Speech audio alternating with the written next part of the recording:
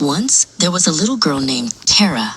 She lived with her mother in a small, cozy cottage at the edge of a sunny village. They were very poor and often wished for more food to eat. One day, Tara went for a walk in the cool, quiet forest. Sunlight peeked through the leaves of the tall trees, making sparkly patterns on the path. Suddenly, a kind old woman with a warm smile appeared. She held out a small brown pot. "Hello, Tara," she said. "I have something for you." "This is a magic pot," the woman whispered. "It will cook sweet porridge when you say cook, pot, cook. It will stop when you say stop, pot, stop." Tara was so happy she could burst. She thanked the woman and ran all the way home. "Mother, look," she shouted. "We have a magic pot." Tara put the pot on the table and said loudly and clearly, "Cook, pot, cook." At once, the pot began to bubble and fill with warm, yummy porridge. They ate and ate until their tummies were full and happy. Then Tara said, "Stop, pot, stop," and the pot stopped cooking. It was the most wonderful thing ever. The next day, Tara went out to play in the sunny fields with her friends. After a while, her mother felt hungry. She smiled, remembering the wonderful pot. "Cook, pot, cook," said her mother. The pot started bubbling right away, making the most delicious, sweet-smelling porridge she had ever smelled. She ate a big bowlful, and it was delicious. But when she was full, she tried to remember the words to make it stop.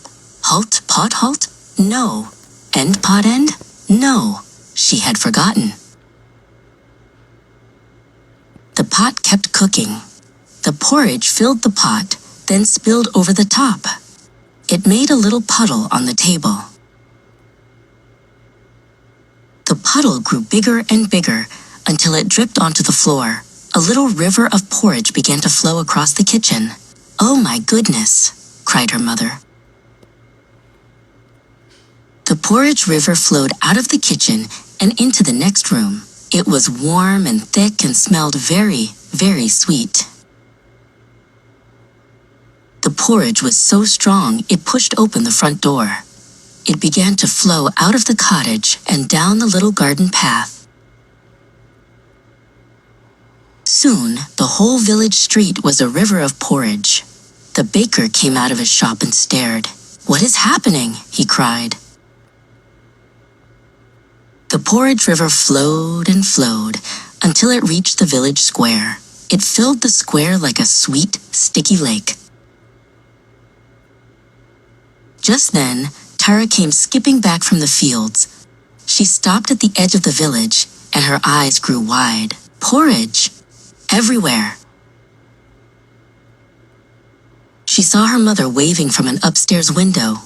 Tara knew just what had happened. She took a deep breath and waded into the warm porridge. She squished and squashed her way to her cottage, pushed open the door, and shouted at the bubbling pot, "Stop, pot, stop!" And just like that, it stopped.